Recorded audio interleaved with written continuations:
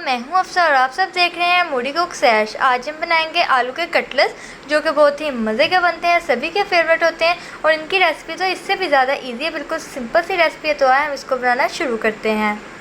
500 ग्राम हमने boneless chicken लिया है, 1 ग्रीन चिली ली है, 2 टेबलस्पून ब्लैक पेपर लिया है, half tea spoon coriander powder, half tea spoon cumin seeds, half table spoon red pepper और साथ में हमने 1.5 टेबल स्पून इसके अंदर सोल्ट ऐड किया है। अब हमने 3 पाव बॉयल आलू ले लिए हैं। अब हम इनको अच्छी तरह से मैश कर लेंगे। बिल्कुल आपने इसको बारीक बारीक मैश कर लेना है। देखें, बिल्कुल सिंपल से इंग्रेडिएंट से आपके घर में ही आपको मौजूद मिल जाएंगे और आप इसको ज़रूर बनाइएगा, ये बहुत ही मज़े के बनते हैं। अब इसके अंदर हम अपना बोनलेस चिकन ऐड करेंगे।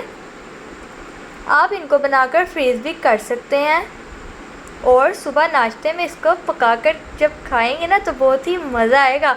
आप देख सकते हैं मैंने इसके अंदर सारे मसाले डाल दिए हैं। अब इसको अच्छी तरह से मिक्स कर लेंगे।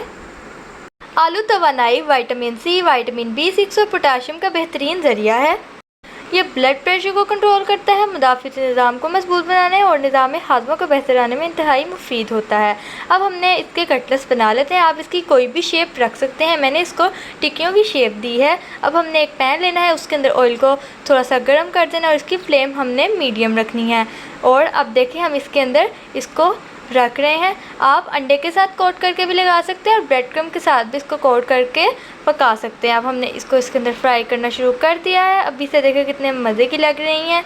आप भी इसको ज़रूर घर में बनाएं, बहुत ही इजी रेसिपी और बहुत ही मज़े की बनती है। अब हम इसको थोड़ा सा साइड में कर देंगे और बाकी की सारी भी जो हमारे कटलेट्स हैं उनको रख देंगे अंदर और इसको हम कुक कर लेंगे। 5 to 6 मिनट्स लगेंगे वन साइड को और 5 to 6 मिनट्स दूसरी साइड को।